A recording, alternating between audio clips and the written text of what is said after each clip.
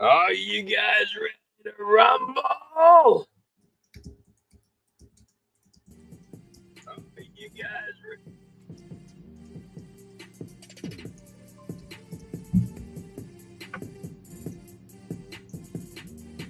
What's going on, everybody? Welcome into another episode of Blockchain Brew Show.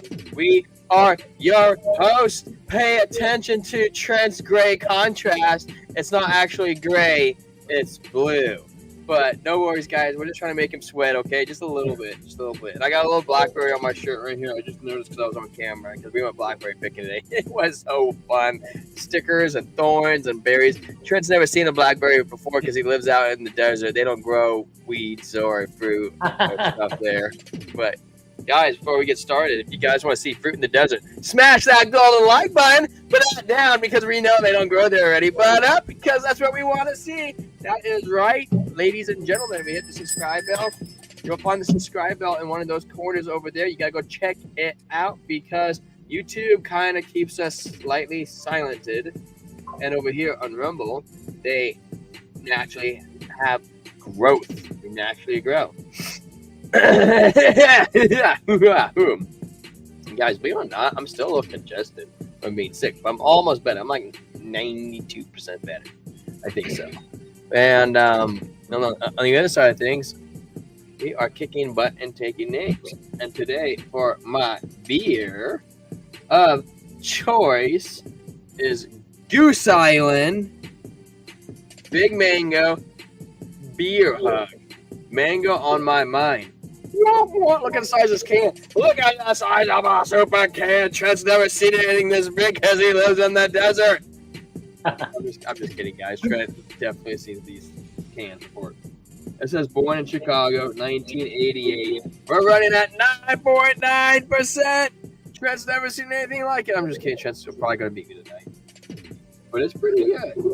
It is, it doesn't say any sweet fermented logo on there, but it's a Goose Island. So I got the Lord of the Rings mug today, guys. If you guys don't know, I am a huge Lord of the Rings nerd and Halo nerd. So we're gonna pop this open, get a ASMR pop.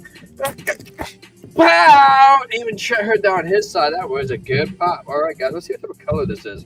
Yeah, I'm just glad it's not cider, man. Those ciders, I'm totally getting over it. Okay, here we go. Ooh, ooh! Look at that clear font. It is beautiful. That's dripping on the.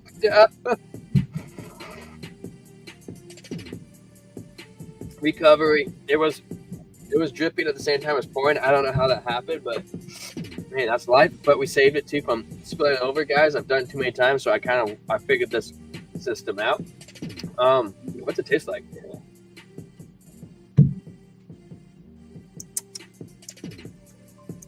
Very interesting. Very strong. Do I look a little less gray now? I should.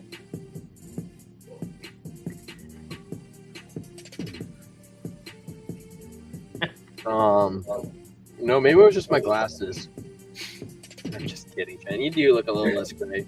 Because I pointed there's one blue light that's pointed at me. I pointed it away from me, and I think that's, as long as I have this blue light back here, that's good for now. Oh, all right. And we got Hal on here. Joke of the day. Why don't crypto traders eat biscuits and gravy for breakfast? Because every time it dips, they panic and sell the biscuit. Ha, ha, ha, ha, ha. No, those are called retail. Those are called Pepe holders. Pepe, he ever sold one single Pepe? I mean, that's probably like 100th of a cent, but still. I'm just curious. What do you got today, Trent? You were out busy drinking beers yesterday. Guys, you didn't see it. Trent was hit up every single bar in Anaheim, California. And so you guys probably got to check out all this stuff he was posting. I've got Other Side of the Prism. This actually looks cool. I love the can art. From Green Cheek Brewing Company. It looks Green like Cheek's logo is that little bird. I think it's a goose, just like my goose. Or maybe it's a goose. Yeah. There you go, Green That Cheek. bird's giving you the finger. Did you see that with his hand on the can? I think it's a finger, but it looks like a finger. Our ASMR, and this is a what do we got here? This is a double dry hop hazy double IPA coming in at 8.5%. So yeah, I wish I had a double dry hop. 8.5. Oh, I got you beat tonight. here's our ASMR pop. It's not bad. Here's the pour, as opposed to the rich.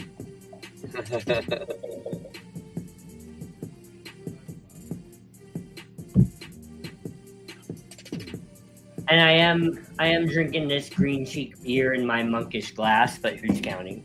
Maybe I'll bring another glass on next time How many glasses do you have? I don't have a green cheek glass, but I have glasses from a few different places. That looks like a high-end camera you got there on your desk behind your head, Trent. Well, it is.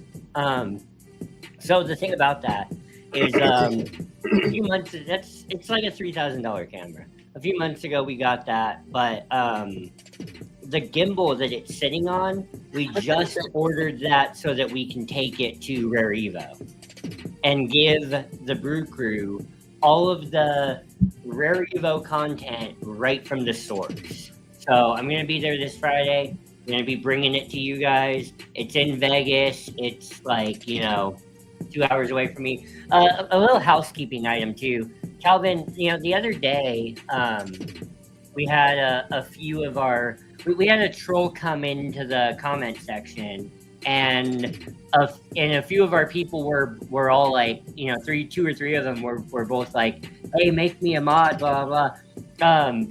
If you've been here with us, and Calvin, you fit this category for me. If you've been here with us for a while, we kind of know who you are. If you want to be a mod, we'll make you a mod. I just don't want to assume that everybody wants to be a mod, But I mean, if you do, Calvin, let us know, or let us know in the Discord. For all the mods out there, we do encourage controversy because it's how you get two sides of a coin. Now, if somebody's just being sexually inappropriate or saying things that are not nice, then that's a different story. Yeah, if someone's not arguing a point and they're just being a dick, Yeah. But brother, Imperial IPA for me. You got it, Calvin. What was I gonna say too? There was something else. Oh yeah, I was gonna go to Rare Evo, but Trent said that he didn't have enough tickets for me, so I have to stay home. But he promised me I could go next time. Right, Trent? I didn't say that. I do still have tickets on the side though. So I mean, I don't know. I hate wasting them. What should we do with that? You should give one to me so I can go. You go outside Rare Evo and you give them to people, and all you have to do is subscribe to our channel, and then they can come in. But people have probably already have their ticket if they're there. Maybe not. You're in Vegas, bro. Oh, that's true. That's true. Yeah. You want to learn about Cardano and you want to learn about crypto? Hey, why not, dude? That's 5 subscribers of whatever you want, dude. That's sick, dude. If I was down in Vegas and you invited me, I'm like, hell yeah, hell do the hell yeah. Even if you weren't really in crypto, why not? You learn about it. Yeah, it's this free ticket to a conference. I mean, why not head that up? Try to learn about it. You go in with an influencer, whether we are large, like Trent always says, we may not be the biggest and brightest, but we're the largest out there on the interwebs. Okay. Moving on to the crypto news. So, guys, it is Monday, and we've got another macro update from Caleb and Brown. So, let's see. I'm gonna go ahead and share my screen. I should have already had this done. Did you hear, Trent? So, just on a quick note. So, you know Coinbase, right? Yeah. Did you hear in the Stable Genius Act that issuers cannot give yield on the stable coins? issuers cannot get yield on their stablecoin? They can't give yields to Can't their give coins. Why? Did you know that? Well, everybody was freaking out because USDC, they were going to cut that in the butt. You no longer be able to get like the 4% they offer. That's going to go away. Well, Brian Armstrong said, guys, chill pill. We're still going to give you the 4%. And I don't know if he just saw this coming or just got lucky, but a couple years ago they Circle and Coinbase separated, so the two different companies. So technically, Coinbase can still give a yield. I don't know how good of a strong of a loophole that is, but technically it is a loophole, and he is right. I hear you, Calvin. I just didn't want anyone to feel left out because the other day a couple people were like, "Oh, can I be a mod?" And I just, I don't know. We're still learning how to. We're still learning how to do this, and I just didn't want anyone to feel left out. You always ban Pepe and then unban him. I mean, it's the best thing. Right, and I like you, Calvin. You're one of our consistent supporters here. So is Pepe. Pepe's been here a lot too. Yeah. Pepe, did you join the Discord? I'm being sidetracked. Okay, Trent, you go ahead and go into the weekly roll up. So here we have the Caleb and Brown weekly roll up, and guys, the link is in the description for Caleb and Brown. I don't like.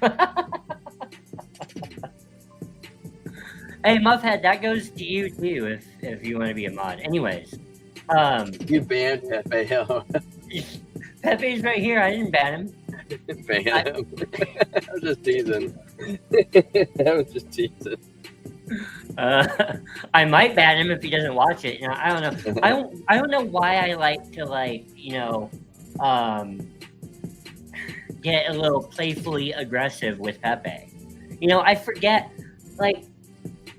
I'm gonna be honest. This is bad of me. Okay. I forget that there's a person on the other side of the screen. I feel like in my brain sometimes I feel like it's just the frog on the other side of the screen that's in here making the comments. And so, not really, Muffet. I mean, we don't really ask it, much of anyone. It's just if you want to be.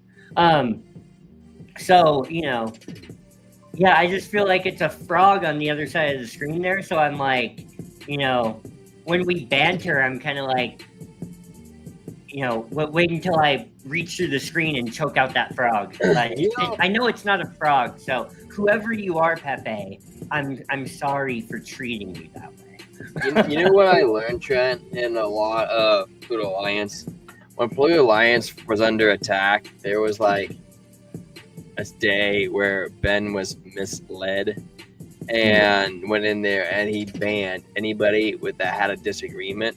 Ban. And then he was all like, well, I resolved the issue by banning anybody who had beef. And he's like, yeah, nobody has the frustrations or to speak Not up. Good.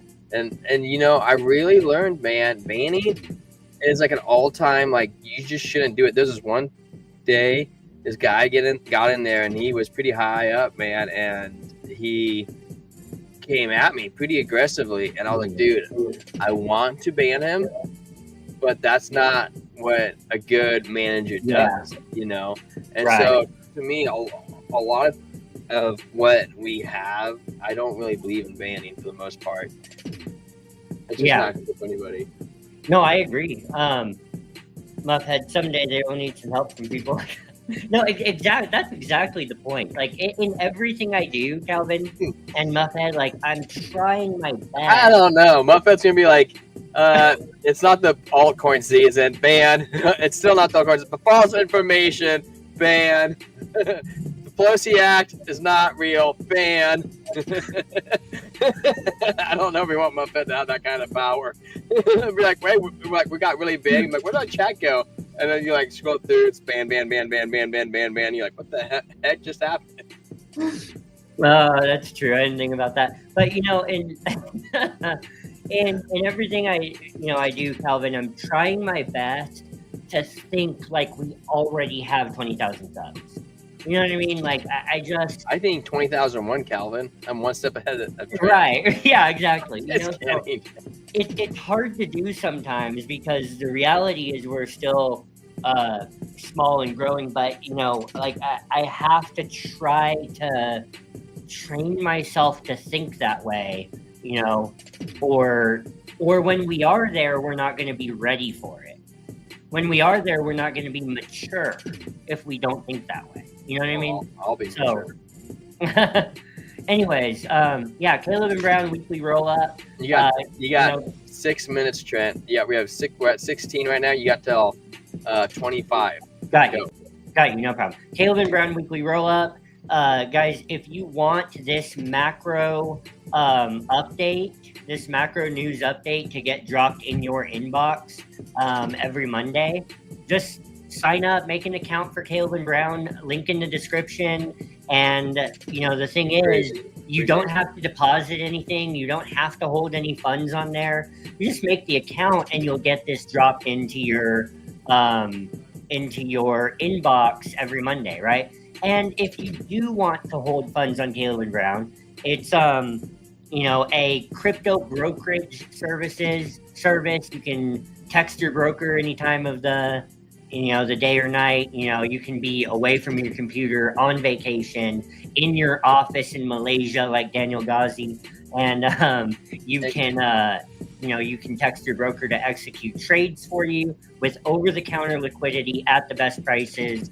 No fees on deposits, withdrawals, no fees to talk to your broker, no spread fees, just one flat trading fee that's open and transparent. So there you go. Anyways, here we go into the update. Roll up. Weekly roll up. Market highlights. Macro headwinds caused $9 million of crypto liquidations, most of which were long positions. Very interesting. We need that greed to get wiped out of the market. Bitcoin whales acquired almost 1% of the Bitcoin supply over the last 4 months. Guys, that's insane. Ray Dalio said investors should allocate at least 15% of their portfolios to gold and Bitcoin. President Trump's crypto working group released its 164-page report, and the U.S. SEC launched Project Crypto, a sweeping initiative to modernize crypto regulation. We put out a video about that yesterday. You can find it on our channel.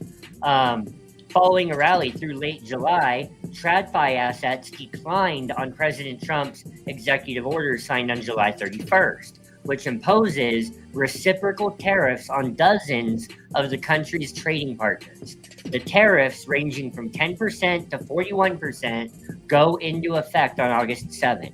To start the week, President Trump has been negotiating with Switzerland and India, with tensions reportedly escalating. The deadline for the U.S. and China to reach a trade deal is August 12th. Sentiment declined further when July's non-farm unemployment change came in below forecast at 73,000 versus the 150K expected.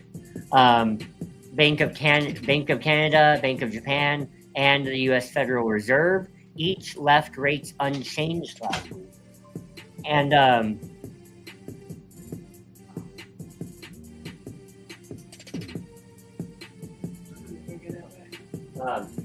1 second, guys. Sorry.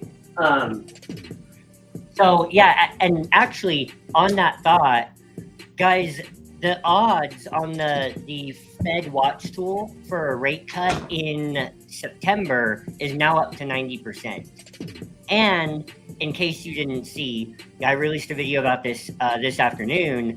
Trump, one of the board of governors of the Federal Reserve has actually resigned. Her term was up in January, and she resigned early. So now fired. Right, yeah. So now by the end of the week, Trump will actually be putting his own choice replacement in the board of governors of the Federal Reserve. And Trump said that a litmus test for whoever he picks will be whether or not they will insist on lowering rates. So guys, there were already, in the last meeting, by the way, there were already 2 votes to lower rates. So now Trump is going to add a 3rd vote to lower rates, and he's going to add that person to the end of by the end of the week. How many votes are there? There's like 8, so we do need more, but I do believe we're going to swing those other votes. Well, with the new one and Powell, we will get there. Yeah. Powell's ahead. Right. He breaks the tie. Right. And so, we are going to swing those votes by September, and I believe, and the CME Fed Watch tool is up at 90% for a cut in September. That's going to lead into a huge altcoin season. Jerome Powell can choose to stay on the board till 2028. No, he can't. His term is up. 10-year. His term is up next year. Anyways, moving along with did you get the question and that's highlighted? That's highlighted? What do you mean? It's on the screen. Oh, who is Ray Dalio? Who's Ray Dado? Ray Dalio? He's, Victor says Dex on Cardano crashing 17%. I don't see any news on Dex Hunter. Which Dex is it? Yeah, I don't know. Anyways, moving along with this roll-up. So we have these banks, leaving rates unchanged. And my whole point was, I do believe we're going to be cutting rates in September, leading into a huge bull run. Fed appointees, blah, blah, blah. I'm going to skip that. Weekly performance, S&P down 2.4%, Dow Jones down 2.9%, NASDAQ down 2.2%. Yeah, everything is down on the tariff controversy. U.S. ISM Services PMI, August 6th. So, PMI and inflation data coming out August 6th. Bank of England rate decision on August 7th. And tariffs take effect August 7th. So those are some dates to mark on your calendar if you're trading. Let's see. For the AI sector, Golem AI down 14%, saw the biggest decline as traders and investors withdrew capital from riskier assets. Bitcoin opened the week at 119,465 and sold off to a weekly low of 112 on macro headwinds, tariffs, weak job data, interest rates, and whale profit taking. Total crypto liquidations reaching 900 million on Friday, August 1st. Bitcoin investment products saw 404 million of outflows, though year to date inflows remain strong at $20 billion in the green. As macro headwinds reemerge this week, Ray Dalio, the billionaire founder of Bridgewater Assets, there you go, says that investors should allocate at least 15% of their portfolios to gold and Bitcoin. He is a popular gold guy though. Dalio's thesis is that rising government debt has not been priced into global markets, so investors need a hedge against macroeconomic risks. Blockstream launched Simplicity, a secure and smart contract language on its Bitcoin sidechain, Liquid, designed to be safer than Solidity and more powerful than Bitcoin Script. Yada yada. In Bitcoin buying news, Strategy bought a bunch of Bitcoin. Of course they did. Metaplanet bought a bunch of Bitcoin. Of course they did. 21 Capital bought a bunch of Bitcoin. Of course they did. The question is, did you buy a bunch of Bitcoin this week? Right. So, here we have on the 7-day chart. I do, even on this, like I posted this in our Discord, I do see this, I do see a scenario, okay?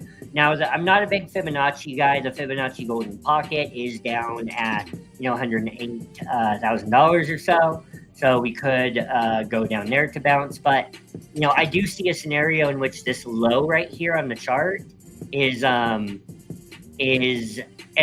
being the head of an inverse head and shoulders that might form. So there you go. I know I'm running out of time. I'm just gonna real quick.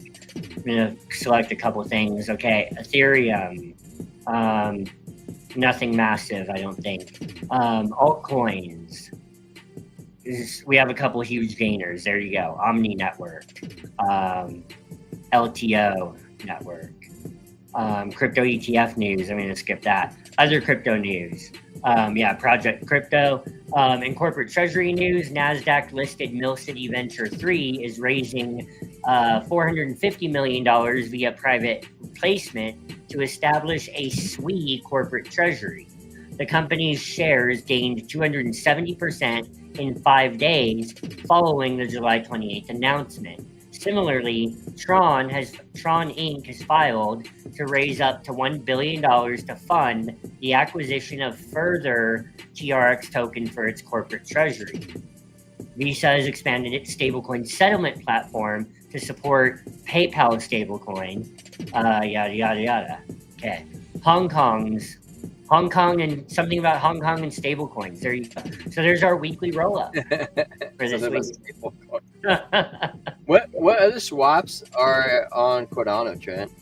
I checked out Min Swap and Sunday Swap, and they were both not down 17%. So I was trying to figure out what DEX you're talking about. Yeah, see, that's the thing. There are others, but they're none that are nearly as established as Min Swap or Sunday Swap. So, and even for Min Swap to be down 17%, like, okay, that's like, it happens, so I'm not, I'm not thrown off by that comment at all. I don't even know what DEX it is. Now, could he be talking about Strike? If so, Strike is like, it has on-chain perpetual trading on Cardano. Yeah. And if Strike is down 17%, I really don't care about that because Strike has absolutely ripped over the last month or so. So, for Strike to be down 17%, while ADA has pulled back a little bit, that makes perfect sense. It's been up, so who cares? Here's Trent. It's Dex Hunter Hunt Coin. Dude, I can't tell you, man. I've never even heard of that. Hunt Coin? I don't know. Probably why it's it's probably super, super, super low liquidity. Yeah, right. Especially if it's on Dex Hunter or Dex Screener, like those usually are for like smaller micro caps. I was gonna read this, Trent. Yeah. CFTC starts crypto sprint with SEC following White House plans. U.S. Commodity Futures Trading Commissions has launched Crypto Sprint to begin implementing crypto-related recommendations from a report by the U.S. President Donald Trump's Working Group on Digital Asset Markets. At CFTC, announces CFTC Crypto Sprint. The CFTC acting chair, Carolyn Pham, said on Friday that the agency would work closely with Securities Exchange Commission Chair Paul Atkins and Commissioner Hester Pierce on its Project Crypto initiative. Project Crypto initiative announced on Thursday. The CFTC is wasting no time in fulfilling the President Trump's vision to make America the crypto capital of the world, Pham said. And then this one kind of got my interesting too, because it's just. Is that supposed to be Anthony? Who's Anthony? How do you pronounce that name? Ranthony? Yeah, that's how he was here the other day. I think it's Ranthony Bentz. Ranthony. Okay, good to have you here. But so we got Solana begins shipping the Seeker mobile device in over 50 countries. Solana Mobile stands. Is that the name of the new phone, Seeker? Solana Mobile stands to earn 67.5 million from sales from Seeker, which had pre-orders many times higher than the first generation device. Yes, it is. Solana Mobile has started shipping the second generation of its mobile device on Monday, supplying users in over 50 countries. Guys, Trent is getting one. We'll go over it on the show. Stay tuned. I am not getting one. The Seeker phone, which was amassed over 150,000 pre-orders, will feature upgrade technology, a mobile native crypto wallet, and decentralized applications store that bypasses cryptophobic censorship seen in app stores today. Solana Mobile General Manager Emmett Collier told Cointelegraph that the Seeker comes with hardware improvements across the board compared to the first generation Saga. but really sets Seeker apart in its on-chain features. One of the device's on-chain features is the Seed Vault. According to Hollier, the Seed Vault provides hardware-level security that keeps private keys, seed phrases, and secrets completely separate from the application layer while permitting interaction with the apps. Isn't that pump.fun right there? Isn't that cute? Solana Mobile is targeted at both developers and crypto enthusiasts with its new device. Developers will have an alternative app marketplace that eliminates the heavy fees charged by the Google app stores. I can't unsee the guy in the cage. Crypto enthusiasts are expected to find improvements in mobile experience, whether trading NFTs, playing games, or using DeFi applications. This device, which has been sold at two prices, $450 and $500, is forecast to generate at least $65 million in gross revenue for. Cheers, Cara. You know what though, Trent? For a phone, $450, that is a pretty good deal considering that the iPhone's like $15, $2K. Yeah. Yeah. Is forecast to generate at least $65 million. Also, you'll probably get airdrops with it too. In gross revenue for Solana Mobile, a subsidiary of a blockchain technology company, Solana Labs. Solana is the first generation mobile device Saga sold 20,000 units, and sales lagged for months until meme coins stored on the phone made buying profitable. Okay, that was the only one I wanted to get into. Did you switch it to Trust TA next? Now you gotta switch it again, Trent. No, I didn't switch it. I'm switching it now. There we go. What up, fellas? What up, Cha? What's cracking, Raw? Thanks for the response back, Trent. Appreciate you taking the time out to hit me back. Top notch. Cheers. Cheers to you, good sir. But why, Cha Raw, you not shout me out? Well, thoughts, AI. Any idea why Bitcoin dropped to 114 from 120? Yes, we had a CME gap at 114. No, 115. I don't remember hitting anyone. Yeah, that's why we dropped Wild Thoughts. I mean, plain as day, man. The CME gap's gotta get filled, and not just that. The CME gap.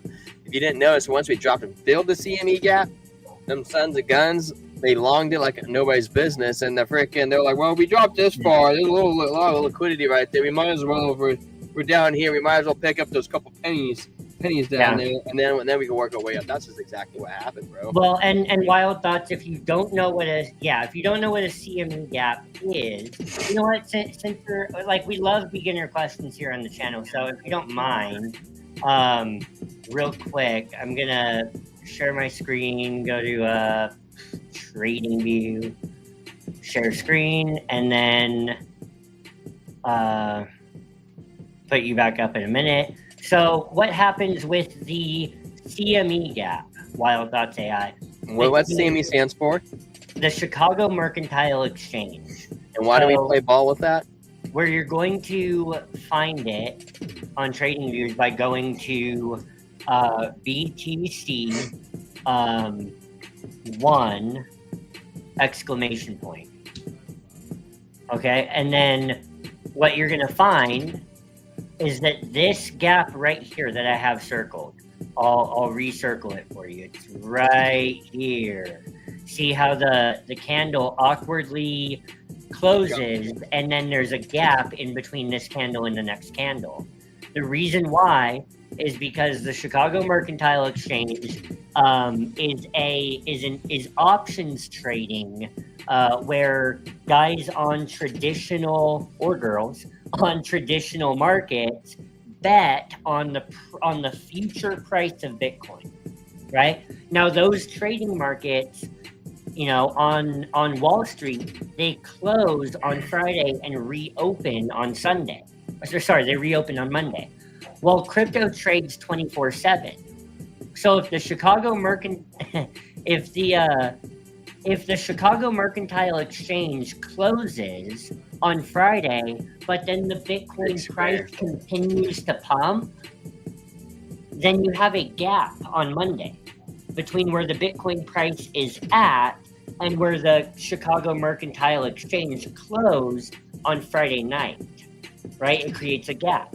Well, like you see on my chart right here. Well, 90% of the time, if we have a gap, the price does come back down or up to fill that gap. So And what I Trent, mean, why would it be the Chicago Mercantile Exchange versus like the New York Stock Exchange? because that's where the futures are traded. That's just the metric that we've been. It's the oldest. It's like the oldest Bitcoin product on Wall Street that exists.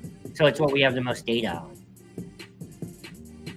There could be a time where we're like, hey, talking about ETF gaps or something. I don't know, but this is the one that we've gone by for so many years, and it has a 90% track record. So like this, these candles right here have now come back into this gap, right? They've come back into this gap to close it. So now we have candles that account for the gap that was created right here. So when we pumped up to this level up here, this is why a lot of us were talking about the fact that we do have a gap down here, a date with destiny, so to speak, that we may need to come back and revisit. You should make a video. It doesn't happen all the time. You should make a video about CME gaps, explaining it for beginners. Yeah, there you go. So anyways, that's what it is. And pop you back up. Hey, I wanted to go back and answer one of the questions. Go for it. Muffhead said, what did he say? He said, I don't like it when... No, I need you back, Trent. I'm coming.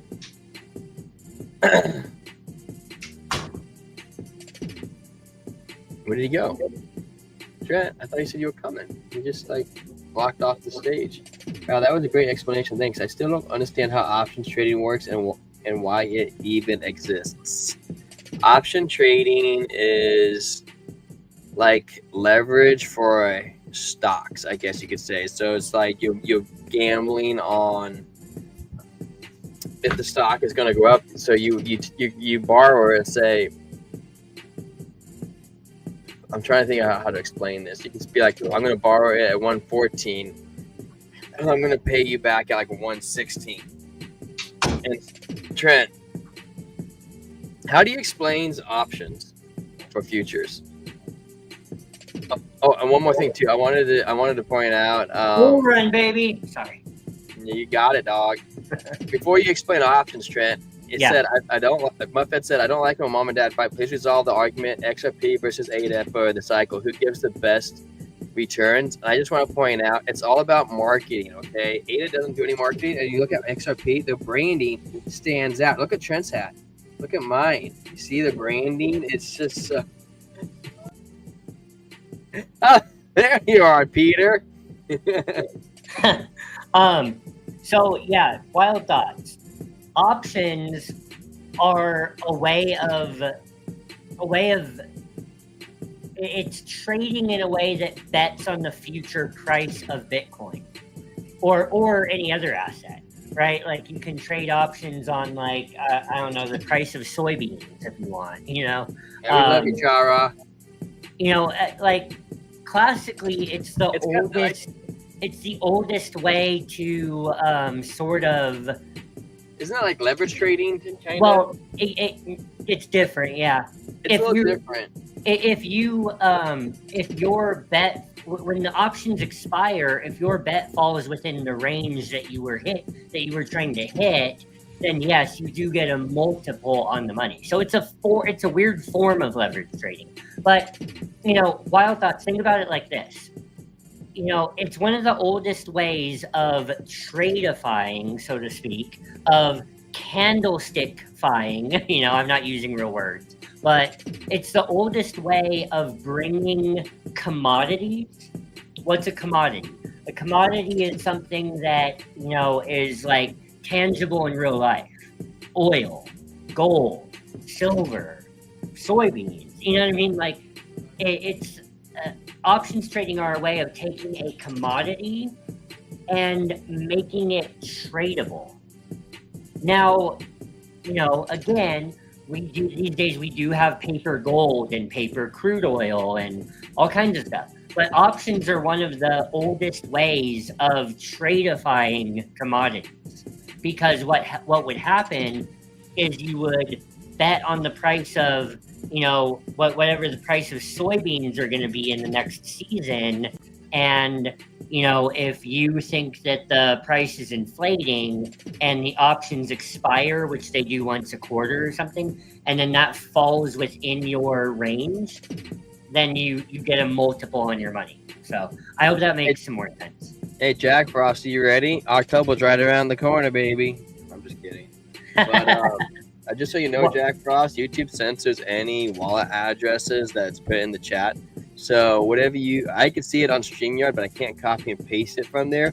So if you want us to look at our project, please send it to us in an X message with a description, or what it is, and where I can pull it up before we put it on the stream. That way I can see if it's something that is worthy of our eyes. For other people that are new to crypto, what Jack is wanting us to do, he pasted a contract address, I believe, unless I'm mistaken. Yeah, but nobody else can see Jack because they get censored. Yeah, I don't know why contract addresses get censored. Yeah, he posted a contract address because he wants us to go look at that specific project and let him know what we think. So, anyways, I digress. We're gonna jump over to Bitcoin. By the way, I have a question for you. Here's what it looks like so you guys can all see it. I have a question for you later, Trent, off camera. Okay. It's about Facebook. I got hacked. Okay. Somebody took my picture and sent it to everybody to make sure that they knew what I looked like. I'm just kidding. Wild Thoughts said Bitcoin dropped from 120 to 114 because you mentioned it was a weekend option trading happened. How does that affect the price of Bitcoin? Does option trading affect Bitcoin price? Well, it's mostly the opposite. The spot Bitcoin price affects the option expiry, right? Like, you know, you made these calls or these puts, right? Which you can think about it like a long and a short. So you have a call for Bitcoin at $140,000. Well, depending on how close it got to your $140,000 by the time the options expire, it determines how much you get paid on that trade. Okay, so it's more like the spot price of Bitcoin affects what people are getting on the options market. However, when you end up with a CME gap, it does draw the spot Bitcoin price back down. So they affect each other. Or up. Or up. Up. It just fills the missing data at some point. Right. There's only one time it's never filled it, and it was like Bitcoin's at 3K or something ridiculous. Yeah. So that's Wild Thoughts. That's how we got on the tangent of options, because T Square answered your question by saying that it dropped to 114 because that's where the CME gap existed. Why it goes there, nobody really knows. It just goes and fills the data, and it always has. It always has. But well, because it's a high volume trading area. Like I mean, like we can see it on there's no like real reason though besides that. That's what I mean. That's true. Yeah. Yeah, I mean, what I chalk it up to, law. Right? What I chalk it up to is that we could call it on the VRVP as well, because it's usually a high volume trading area where the price breaks out, and there was not a lot, or breaks down, and there was not a lot of trading volume that existed there. So, like, inevitably, we're going to go back to those levels, up or down, and we're going to create new buy and sell orders at those prices so that we have volume at that level. It's just how markets work. Yeah, exactly. So we could jump over Bitcoin in the 1 hour. We're currently dropping, and we are at support right now. This is very local. This is on the 1 hour candle. We're hitting the 50-day. We're using the hike and the sheet candles, or I use hike and the sheet candles. These are regular candles. Trent hates regular candles because they are just too beautiful. But We go jump over to the 4 hour. 4 hour, we had the first doji candle, which is a sign of a trend reversal. And I don't think we have bearish divergence. Do we, Trent? No, we don't. We don't. But we do have an anchored trigger wave to the downside, so we could come down and like retest like this range. I don't know, like 113 on the 4 hour. But then we go, we start changing the different time frames around. The 6 hour also kind of look like it's starting to get an anchor trigger wave kind of coming. But the 12 hour looks bullish trend. We have a double green dot with momentum to the upside, money coming in, VWAP still above the zero line, strength, it's kind of Stokes are really trading sideways. But then on the daily, this is really interesting. Because usually this is a sign of where we get a reversal, but we do have a green dot on the daily saying that we were to go up. Now it's not confirmed yet. It appeared 4 hours ago, 3.5 hours ago. But the VWAP is just breaking up, strength is coming in, and money flow is, it's been teetering between like, I don't know, I would say like 10 and 5. It's hard to get my mouse there. But if we do get a reversal right here, or Trent, what we could also do is we could pump up to the 21 on the daily. And maybe we'll hit like the, well, we probably will meet it in the middle, you know, like 116-ish. But we have to have enough strength to push through the 21. The good news is on the 2-day, we were super bearish the last week. And now it's starting to get outwardly wave, which we can get a green dot near the zero line. It could mean we got another pump going for us, which would be huge. I would love to see that. The 3-day also kind of showing a slight reversal. Look at that giant wick down to the 21, and we came back up and closed. So it's showing you that it may or may not be over. Like this, we've been in an uptrend, and we keep doing these weird. We come up, we do a couple fake outs, we come up, we do a couple fake outs, and we could come up again, back up to 130,000. The 5-day still bearish, and the weekly we're still bearish. We haven't had enough data to flip those yet, but that is on Bitcoin. But you know, the good news is the dominance has been falling down. Hey Calvin, I see you got a bounce. I wanted to let you know I went to a Angels and Diamondbacks game a couple weeks ago. I was thinking about you, but no homo. But is that a and no offense baseball? to our, huh? Is that women's baseball? No, it's men's baseball. Oh, I just know that you like women's basketball, so I thought that might be. Well, isn't women's baseball just called softball? I think it should be called no balls.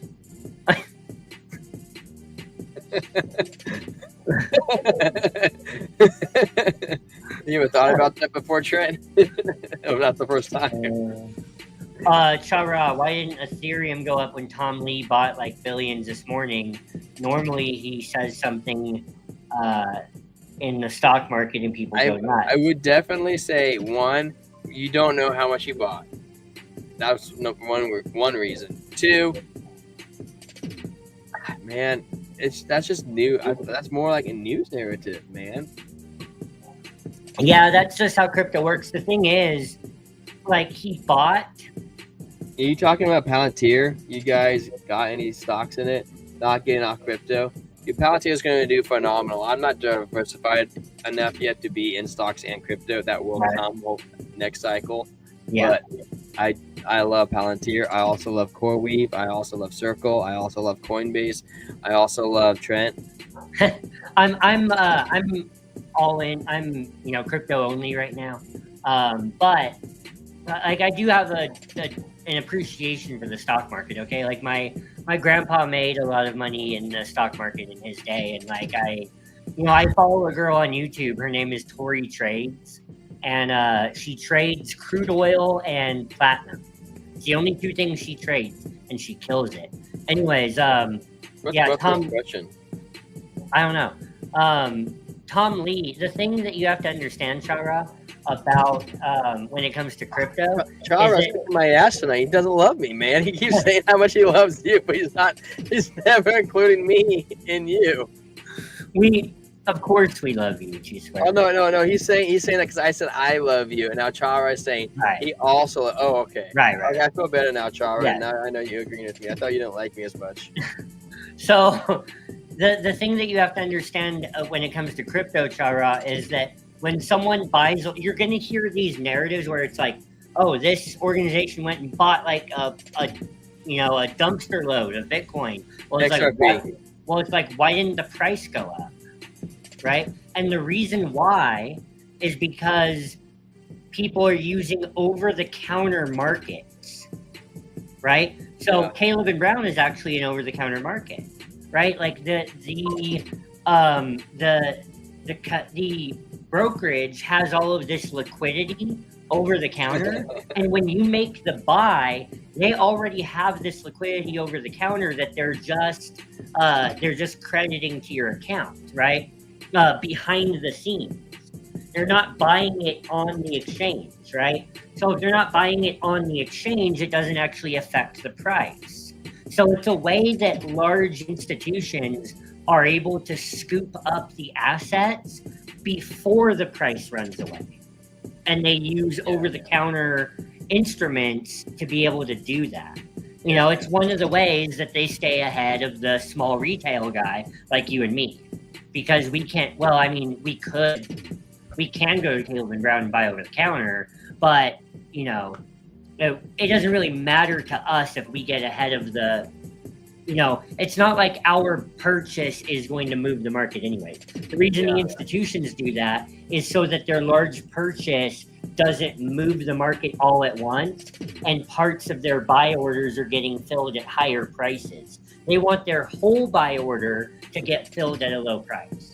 And the way that they do that is over-the-counter liquidity. So, wild thoughts between Bitcoin versus XRP only. Well, so hang on. I was going to answer this one. Is that so? 10 years from now, that's 2 cycles. Okay, so we could. I'm not going to say 10 years because that's going to be a bear market. It'll be 2 cycles in a bear market. Okay, so we're going to go with like 8 years. So 8 years from now, which would I rather hold? So I think Bitcoin will hit 140 to 180 this cycle. Next cycle, I'll probably hit 250 to 300. The cycle after that, it'll be $500,000. No, I'm saying $1 million by 2030. $1 million by 2030, that'd be wild. Yeah. Okay, so and you're saying that's one cycle, you think $1 million? Yeah. So you think we'll hit 250 this cycle? I mean, if we hit 180, that's only that's a 3x. Right. Look, I mean, the thing is. Well, hang on. I just know we're sidetracking because let's just keep it simple. Yeah. So you still think $1 million by 2030? I mean, or making a considerable charge toward it, like $750K. You know, I definitely I disagree, but I hope you're right because I think that'd be good for everybody. I'm in the ballpark of 140 to 180 this market, and then I would say next market will probably push about 300, maybe 330, and the next market after that will probably break 500 to 600K.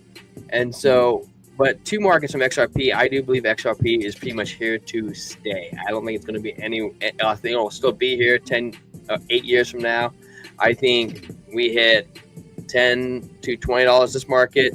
Next market will probably be about 50 to 60, and I think the market after that will probably push $120 per coin. Yeah. So I think you have more gains coming with XRP. Now, if you really want to do it smart, you split it 50-50. I mean, that's the best way to do it. Correct.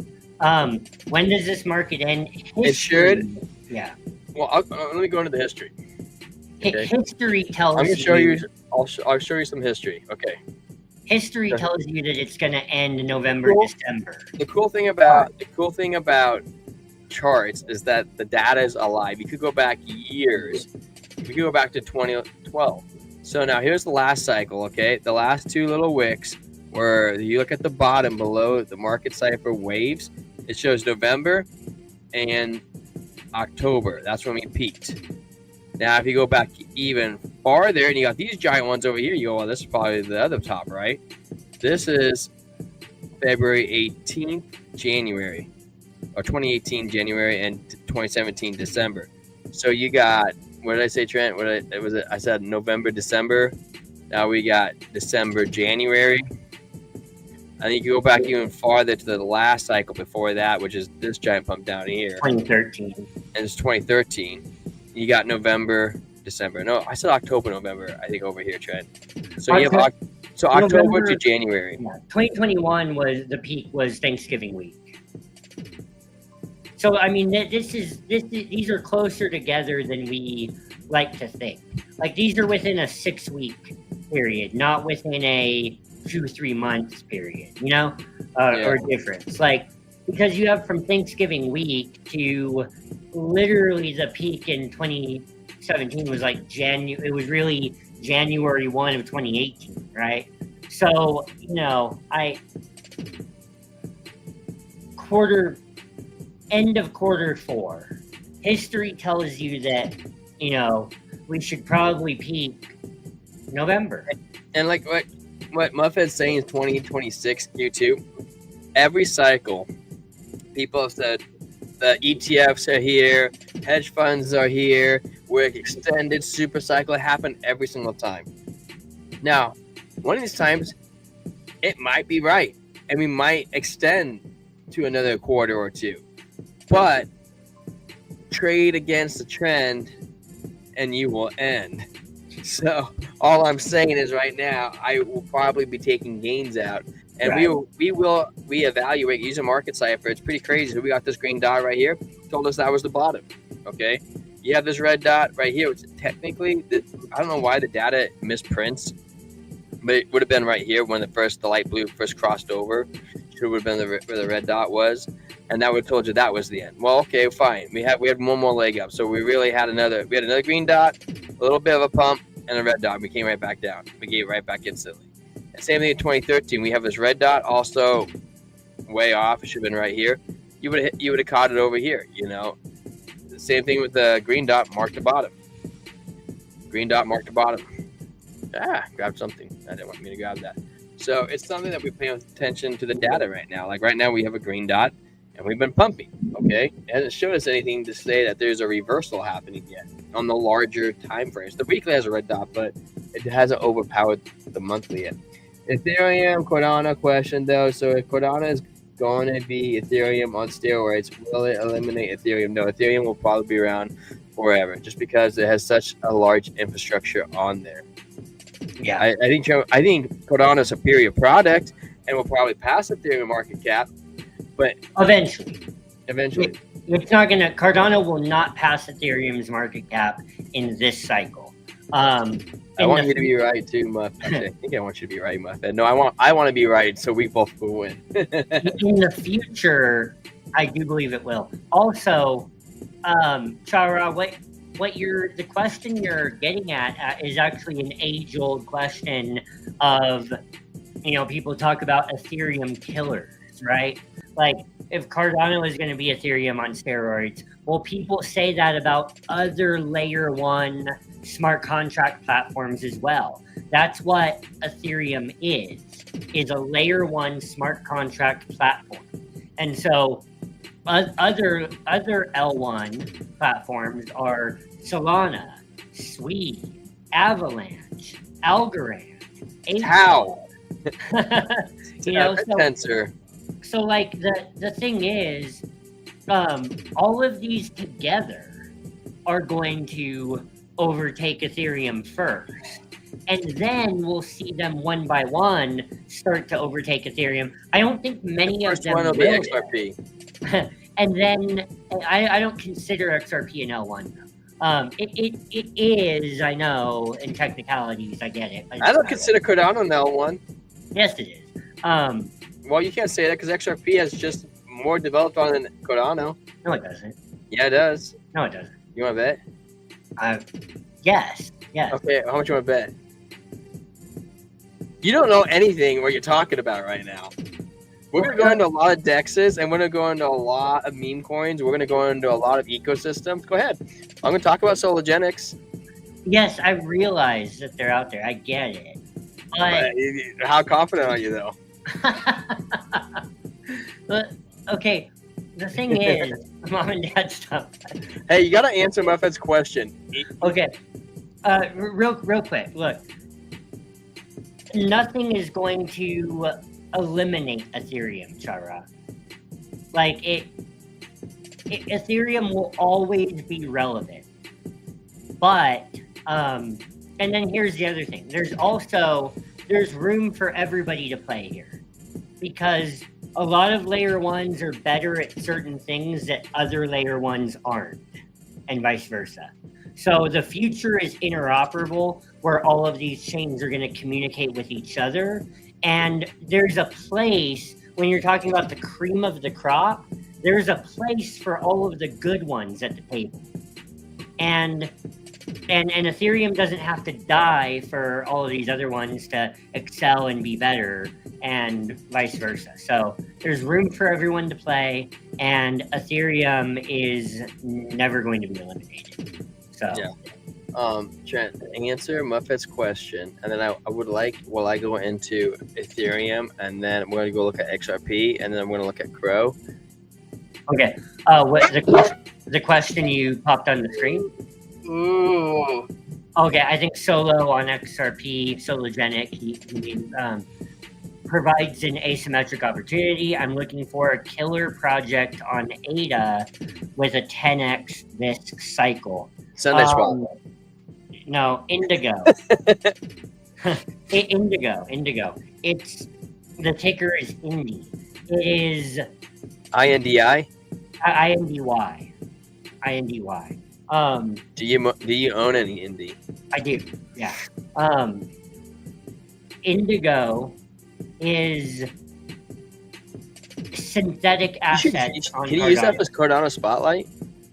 Huh? Can you use Indigo as a Cardano Spotlight? Sure. And I can just roll. Oh yeah. Go for it. Okay, and then will you shout out the guy who subscribed to us? Well, I don't know who it is. I don't know who it is. I thought you had a way to look it up. No. Well, shout him out anyways, Trent. Shout out to whoever subscribed to us and became our 326 subscribers. Yes, guys. Thank you. We awesome. Deeply appreciate it. You touched T-Square right in his banana zone. Banana and the zones are in one word when they shouldn't be, but they are. Guys, so what we got going on in Ethereum is on the 12-hour, we have a green dot, and we have the momentum waves are working for us. Money flows coming in, strings going up, Stokes coming in, BYDFi is coming up. We are touching the 21. We actually came down, fell to the 21, bounced off the 50, and now we're back at the 21. I think we will probably break through this. And not just that, is you know what we have on the daily, which you guys might have be able to see this? Green dot. So tight on that zero line, it looks like a pimple on your forehead. We're at 1.7. A 1.7 trigger wave. Guys, that is momentum. Like an asteroid coming at your head from outer space, aiming for that little pimple. That is wonderful. We want that. We want to pop that pimple with laser point precision. Now, what's even crazier is the 2-day. We had downwards price action. Like Bitcoin had like 2 weeks or like 10 days of downwards action, red candles. Ethereum only had 2 days. It's saying, guys, chill out. We're still in an uptrend right now. That's what we got going on. We didn't even make it to the freaking 21. We have momentum. It is flat. We haven't got the green dot on the 2-day, but we have it on the 1-day. And we got it almost roll over on the 3-day. Like, it is chill. It is chill. We haven't even got the red dot on the weekly like we got in Bitcoin. So that is huge. Maybe that's a sign the dominance is still in the process of rolling over. Rolling over. And then think about this. Is where we have a quad top right now on ETH. You know what happens when you break through a quad top? I'll tell you what happens when you break through a quad top. You send Trent to the banana zone. His Indy token is going to go to the moon. His Cardano is going to go to $6, $7, $5, $8, $9. I mean, you can't beat that. Like, that will be absolutely insane. How is an attorney for ADA wallet? Muffet said. That's a trailer. I don't believe in ADA. Who said that? I did. No, no, something about an ADA wallet. I don't see the comment. I'm just faster than you. That's all, Trent. I'm with you on XR. You'll find it later, Trent. I'm sure you will. Your eyes will catch it. Chara says, I'm with you on XRP T-Square. I bought into it a minute back. It's killing me so far because I bought it at its high, especially at ETF, but it keeps getting more and more talked about up or down. Chara, didn't I tell you? Like what last week or like 3 or 4 days ago, Chara, I said, hey man, you like talk to me about this XRP thing. I said, bro, we're coming down more, man. We're coming down to 275. We're coming down to 275. I said, it's okay because we're not done yet. We're gonna bounce off that level. And we nailed that, Chara. We freaking nailed that 275 level. Look at it right here. Boom. And if you look in the upper left-hand corner, it says our low was 272. Freaking smashed it. And now look where we're at. Dude, we've been pumping. On the 4-hour, it still hasn't ended yet. And the 12-hour still says we have upwards momentum. We're actually touching the 21 just like we're doing on Ethereum. So let's freaking go, man. And the daily, we have a green dot. It's so huge, guys. This is momentum to the upside, like a crazy flying duck that you saw in outer space when you were with Buzz Aldrin looking at the stars on NASA. Freaking whenever that ship they shot up there. I mean, this is crazy, man. But I mean, we both know space isn't real, but crypto is. So take advantage of these crazy candles that we got going for us. Yeah, Muffhead, yes, Eternal is a good wallet on Cardano. Hey, my favorites, I do use Eternal. I have some Crypto Crow NFTs on the Eternal wallet. But my favorites are Yoroi and Lace. So there you go. To answer your question, Chara, with XRP, technically the important stuff for the lawsuits are over. So what happened is that the SEC agreed to settle, and like, hey, we want to end it. It's over. It's fine, and we'll even pay less than what was initial asked for. But the judge was all like, nah, I think you should pay what I told you to pay. So I mean, that's pretty much what we're waiting for them to pay now. And that's really all it is. I mean, it could end tomorrow. Like that's one of the catalysts that can keep going.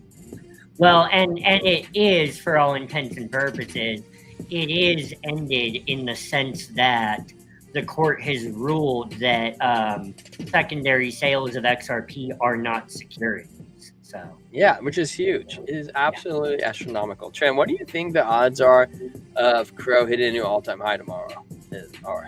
I don't know. I haven't like put enough thought into it. Well, what was the all-time high?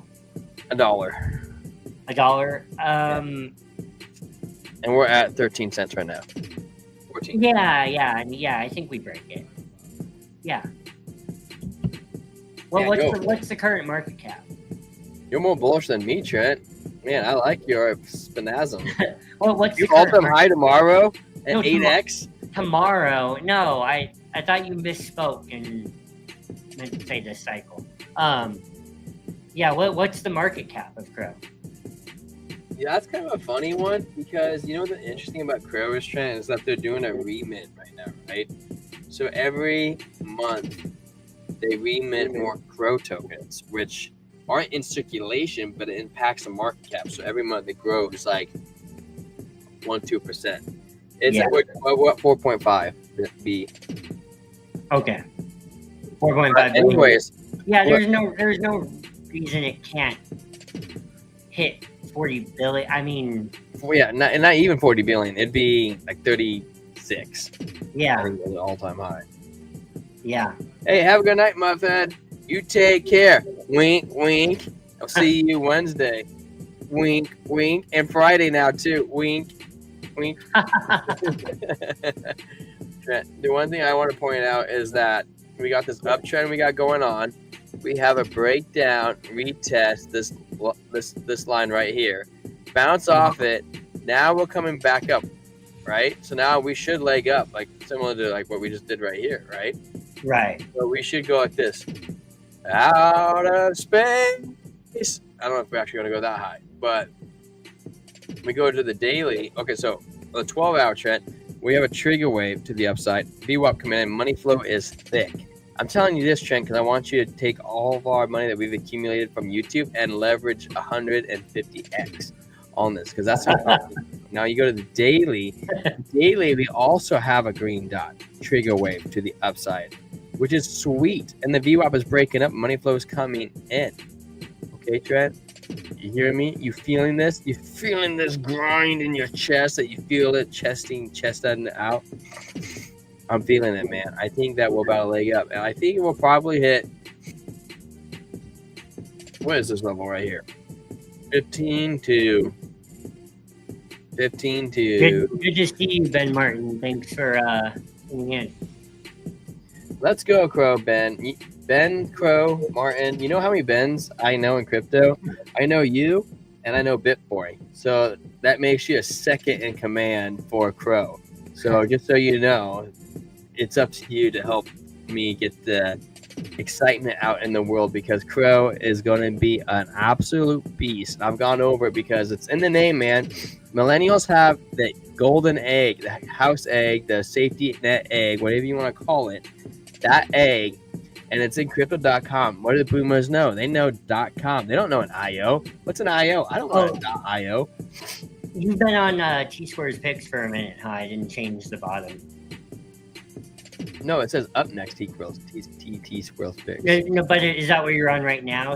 No, you want me to go on there right now? Oh, well, probably. We were Trent over an loves hour. everybody, but he loves his wife more, so he wants to leave you.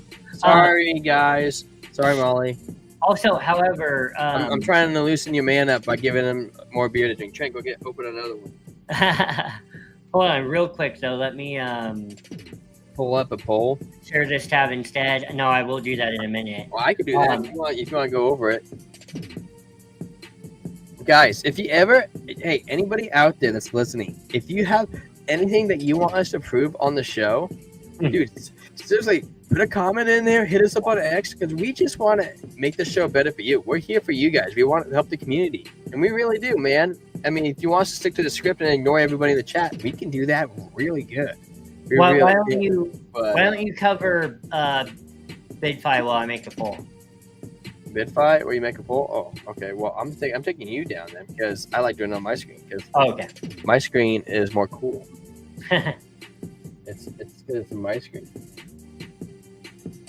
We are jumping in, guys. We're jumping into the nitty and gritty. I just want to point out, guys, new users only, which anybody could go make a new account. So let that not stop you. If you are interested or in an immediate trader trying to figure it out, Chara, that means you. If you want to try to figure out trading, this is a good opportunity, because you can deposit $100 and you get $60 bonus on top of that trade. And Trent will help you, guide you to help set this up so you can figure it out. I mean, we can do our best to help you with trades, and that's no problem. We got a Discord. You're in there now, Chara. You can always ask us what's a good buy, what's a good setup. Not financial advice, but we'll tell you what we would think. And that's just what friends are for. And if you're a moderate trader, guys, hit up the $500 to $1,000, and you get $100 to $200 trading bonus. That's pretty slick, man. 20% on top of whatever you got. I can't think of anybody else out there that does that good a bonus. In fact, we even got a link from Blowfin, and they Blowfin came pretty close. Didn't beat it though. Didn't beat it, man. And an example of that, deposit $5,000, you get $1,000 bonus. Blowfin only had $7,000. You get $1,000 bonus. So literally, this is the best out there. A trader of choice, man. BYDFi, they got us, so we get them, man. Deposit $5,000, you get $1,000 bonus for the expert traders out there, and you can literally take your $5,000 out if you want and just trade with $1,000 because it's free trading volume for you guys. So take advantage of it, and it's out there for you. But if you use our link to make it even cooler, and you be part of our fam, which you can be part of the fam anyways, but you get 20% off on your trading fees. And if you want to get the VIP access, most people charge for the Discord. We don't charge right now, guys. Okay, so we're not that big yet. We're still growing. When we hit 500, you'd be grandfathered in. But if you deposit your money, you want to learn how to trade, which is what we are encouraging. Then you get just the minimum $100, and you get that $60 bonus. You get VIP level access too, which gives you trading signals for scalps. And what's the mid range trade, Trent? The scalps and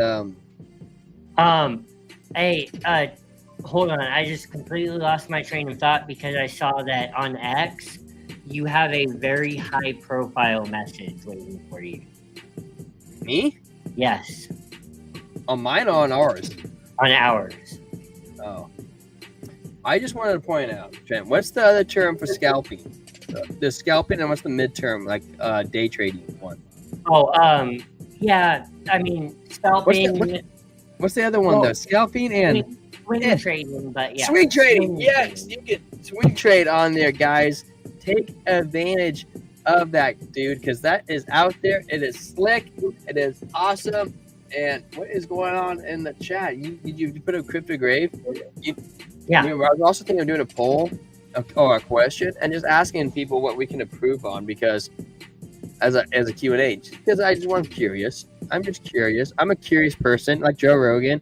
I like talking about dogs and rednecks and bows. So if you guys maybe we'll plan it better for the next stream and throw that up there. throw it out there. What can we improve? Yeah. I'm sidetracking because Trent, you kind of got me a little derailed with that awesome news. But guys, whenever you're looking at how to trade, one of the biggest ways that I like to start my mornings, and even Trent has taken this pointer because before he didn't even know what bubbles were, and now he's like an expert at using the bubble. And realistically, trading view is where you get the real data. But I've always had the problem of like what to look up. How do I get like what I'm looking for? And one of the things I like to check out, and you can do the top 100, the top 200, but I like to start with the top 100. And you go to the monthly. If you want to swing trade, you check out what's down, what's up. Okay, well, we got Altcoin, Bitcoin, Virtual. So now we know that these are the farthest down. Maybe there's a possible long in there. I have no idea what M is. That is sketch. So we're going to write down M. I'll try to write down Pangu. And we're going to write down CFX, which I actually don't know what that is. And we're going to write down ENA. And I don't know what ENA is either. Maybe I'm an idiot.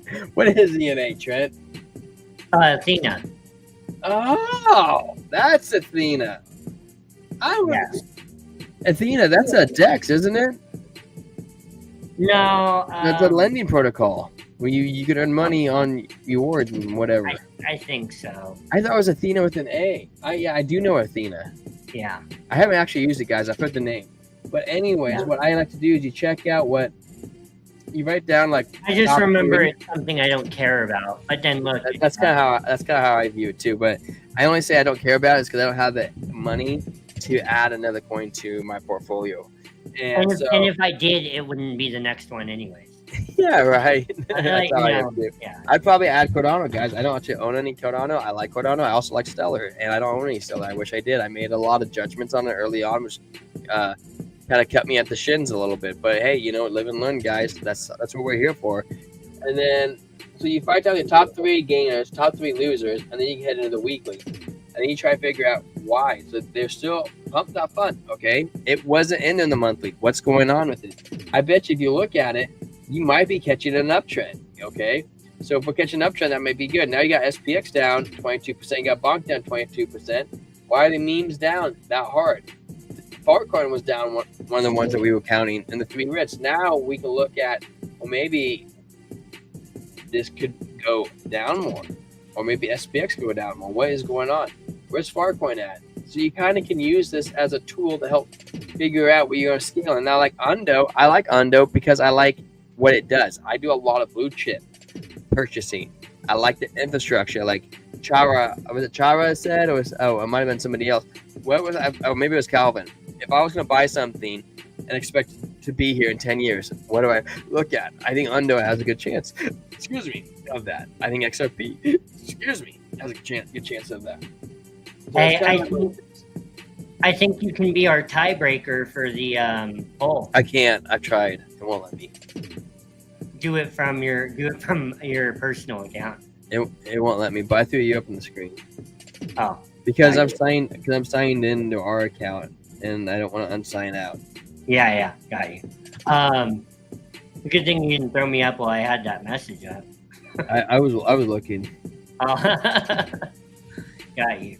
Okay, well, let's see here. Whoever our 327 subscriber is out there, thank you so much, 327. You are the man or woman next to 326. You guys are all names in my book. Yeah, you know, if you really want to be really funny, join the Discord and say I'm 326, and that's that being a name. Somebody else's name would be 327. It would be awesome. I love you guys. And know what's funny is when we grow to 50,000 people, you guys are gonna have like a VIP name. I had 4 ETH, 20,000 ADA, and my life-changing Chronos bag of 383,000 points waiting for alt season flash stop. Ben, That's what's up, man. You are probably gonna outperform me. I like it, dude. I like it, dude. Change your life with that, bro. You don't want to wait another 5 years, bro. So as we go up, DCA out. Don't try to hit that top, man. You get what you can get, dude, and change your life, bro. Do it. That's what we're all here for. I think Trent would say the same. T-Square and Ben, look at what's up on the screen. And Cronus passed Pepe. Oh, poor Pepe. He's getting passed by an actual project that does something.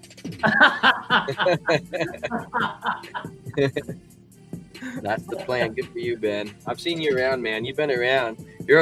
I wouldn't say you're a lurker because I see you in the chat, but you're only in the chat like 1-2 comments every night. I seen you in here, man.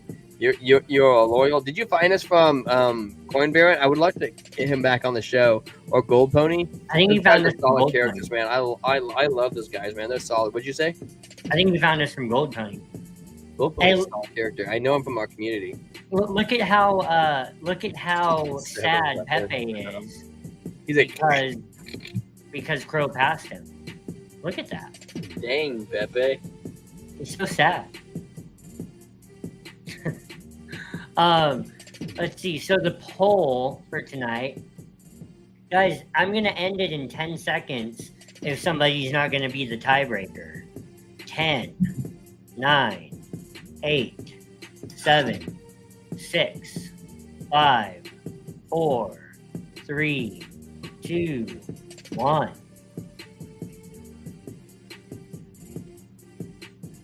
And the results of the poll, guys, there was no coin added to the crypto cemetery tonight because we couldn't break a tie. So there you go.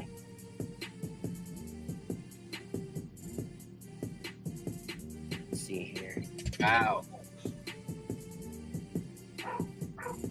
Yes, sir. So, should I move on to Cardano Spotlight? You should. All right. So, moving on to our Cardano Spotlight. Coming back over here to X. Guys, what do we have going on today? Well, come over to Tap Tools real quick. And earlier they posted, okay, so we got the Cardano card is a big thing that's coming up. But earlier they posted, let's see if I can find it. Which Cardano project has the most upside? Now I just wanna see what the community is saying down here. Someone's saying snack. Someone's at Ethiopia. That's funny. They're joking about Cardano, or about saying that Charles Hoskinson, banking the unbanked in Africa. We got Liquid Finance, Pavia. I forgot that existed. That's the metaverse play on Cardano. We got people saying some tickers that I don't really know about. We got another snack. We're gonna have a lot of snack in this, of course. Superior. ADA itself, okay, I like that. Iagon, okay, 10 to 20x. I like that. I like that comment.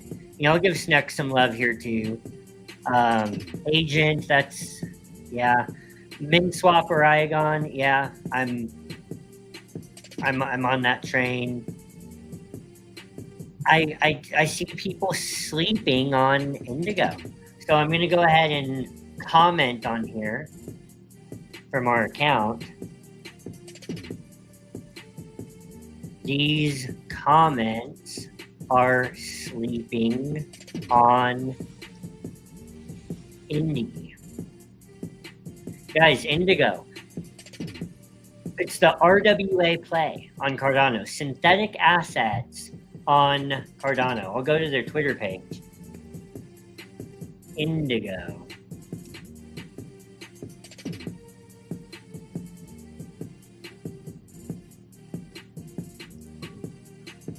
It would help if I spell it right.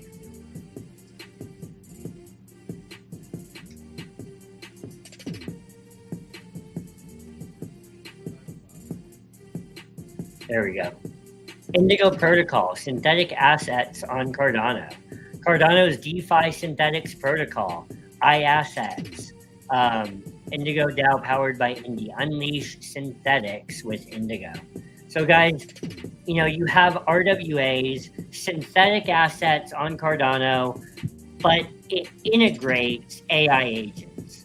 So you have something here that's at the intersection of real world assets and AI on Cardano, and it's at a $30 million market cap or so. A billion dollar market cap would take it to almost a 20x. At least 1.3 or 1.9 would. So, there you go.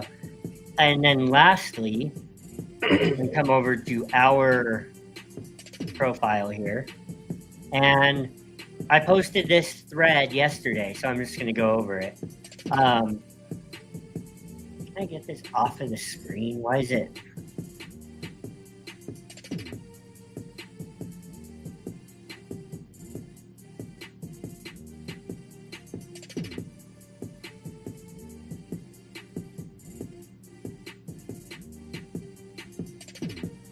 Okay, it's literally covering up the words here. Okay, huge governance win. The Cardano community just greenlit a whopping 96 million ADA, $70 million for reference, for input-output engineering. This is a game changer for protocol upgrades, but oh boy, it stirred the pot with the Cardano Foundation. More on that in a bit. So, speaking of mom and dad fighting, Charles Hoskinson and the Cardano Foundation have been, having some beef lately. The long and the short of it is that Charles is he put in a proposal like anyone can. It's decentralized governance, right? The community is governing the chain. Cardano is the chain of the people, right? And Hoskinson asked for funding from the Treasury for input-output, which is Charles is the CEO of Input Output, and it's one of the major organizations powering development on the Cardano blockchain. So Charles asked for 96 million ADA from the Treasury to fund, the next era of development on Cardano, right? And the Cardano Foundation kind of gave him some backlash, and they said, the argument is basically like, well, why does Charles need 96 million ADA? He could fund it himself. But also, he poured his life's work into it already.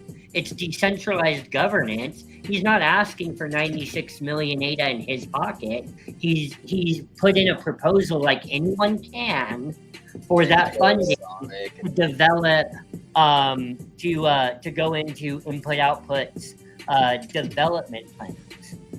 So input-output engineering is getting the funds for epic upgrades. So the community voted, and the community did decide that that those 96 million ADA should go to fund input-outputs development plans. Which, why would they not? Why would they not? Think about it. Like, IO has the cream of the crop Cardano developers. They've taken it this far. Until somebody proposes something better, Guys, there's still more roadmap to be done that input output was at the head of. Just because it's community governance now doesn't mean that we should just like steer ship a different direction. If anything, this is bullish for me to see the community in charge and still choosing Charles's plan. Right? Because right now it's the most developed plan. You know what I mean? So anyways, Hydra layer 2 hitting 1 million transactions per second, and Mithril for lightweight verification. Now let's talk drama. The IOE funding, is a big deal, especially after tense clashes with the Cardano Foundation. Charles Hoskinson has been vocal, pushing for community-led governance over the foundation's $600 million treasury. Charles Hoskinson drops the mic. He's calling out the foundation for centralization and lack of community oversight. This IOE funding win is a direct flex on the foundation, providing the community's ready to steer, proving the community is ready to steer Cardano's future. I agree. And I agree because I posted it. I mean, I used Grok actually, but I did read over all of it. Amid the governance heat, Hoskinson's prepping a mid-August audit to squash the 600 million ADA rumors, blah, blah. He's, anyways, price action time. ADA's at 73 cents. This was last night, up 4.29% in 24 hours with a $26 billion market cap. Despite a 15% weekly dip, analysts see a cup and handle pattern eyeing $1 to $1.50 soon. There you go. Long term, some say $6 if ETF talks heat up. More goodies. Cardano Foundation's Reeve tool brings blockchain to ERP for transparency. MinSwap's DEX aggregator is live, and Cardano's Kit brings ADA to Apple devices. Midnight sealed 108 deals for interoperability. Bam. So there you go. $1 to $1.50 coming soon. And, later this year, if ETF talks heat up, potentially $6. And I think that's a good analysis personally. So there you go. Yeah, good too. All right, man. Let's wrap it up then. Yeah. Guys, I just want to say thank you so much for joining us. Another episode of Blockchain Brew Show. We always here for you guys, just like you're here for us. We enjoy coming up here, talking TA, talking news, talking to new people, answering the new questions, help educate not just you guys, but the entire community out there. You guys may ask the questions, but there are 6, 7, 8, 9, 10, 12, 13, 14 people looking for that answer behind your question. So we really do help educate the space. We're excited to be here. We're excited to be a part of it with you guys, to grow with you. We want all you guys to be retired. We do our best to give the best financial advice possible. Seriously though, we just want to help you guys and everything. So we appreciate you. We'll be back tomorrow at 7:30 Pacific Northwestern time. Cheers.